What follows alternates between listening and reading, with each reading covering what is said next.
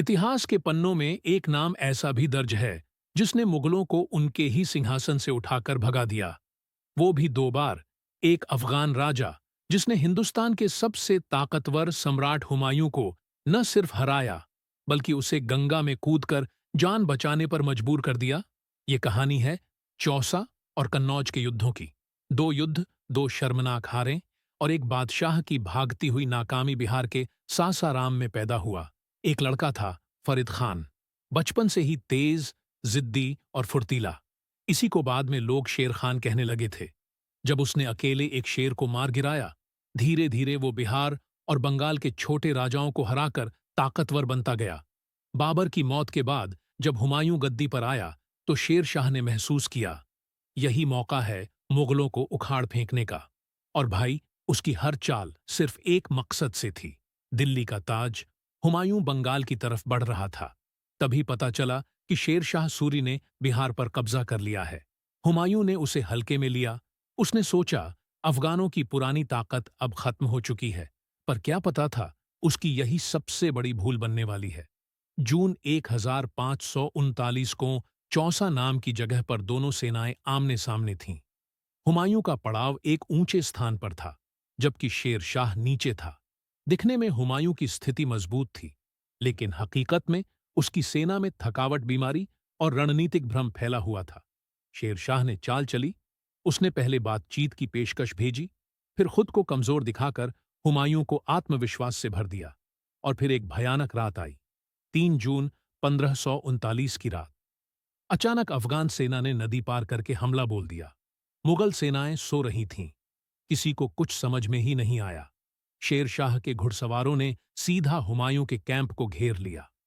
हाथियों को भगाया गया, तोपें कीचड़ में फंसी रहीं और अफगानों की तलवारें सीधे गर्दन पर वार कर रही थीं। हुमायूं की सेना बिखर गई। वो खुद अपनी जान बचाने के लिए गंगा में कूद गया और एक भिश्ती की मदद से नदी पार कर जान बचाई। इतिहास में ये दिन दर्ज हो गया जब एक सुल्तान ने पानी में बहकर अपनी जान बचाई। शेर शाह ने युद्ध जीतने के बाद खुद को हिंदुस्तान का शाह घोषित कर दिया।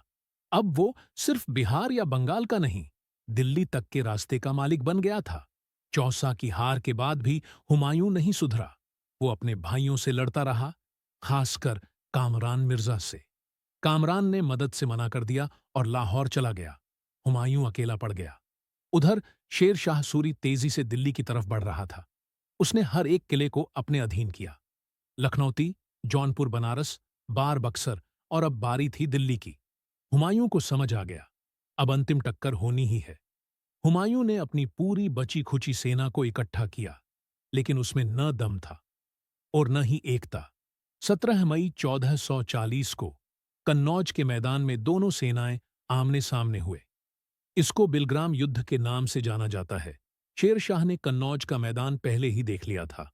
उसने ऊंचाई वाली जगहों पर तोपें लगवा दी थीं। उसकी सेना फुर्तीली थी, रणनीति साफ थी। तेज हमला, बीच में घेराव और पीछे से तोपों की मार। जैसे ही युद्ध शुरू हुआ, अफगानों ने घुड़सवारों को दोनों पंखों से छोड़ा और बीच में तोपें गरजने लगीं। मुगल सेना फिर से टूट गई। कई अधिकारी युद्ध से पहले ही भाग गए। हुमायूं खुद भी जान बचाकर भागा और इस बार उसकी हार अंतिम साबित हुई। दिल्ली, आगरा और लाहौर सब हाथ से चला गया। शेर शाह अब हिंदुस्तान का एक छत्र सम्राट था। 1545 में जब शेर शाह की मौत हो गई, कालिंजर के किले में एक तोप के फटने से, उसने 2 बार मुगलों को हराया, भागने पर मजबूर किया और अपने दम पर साम्राज्य खड़ा किया।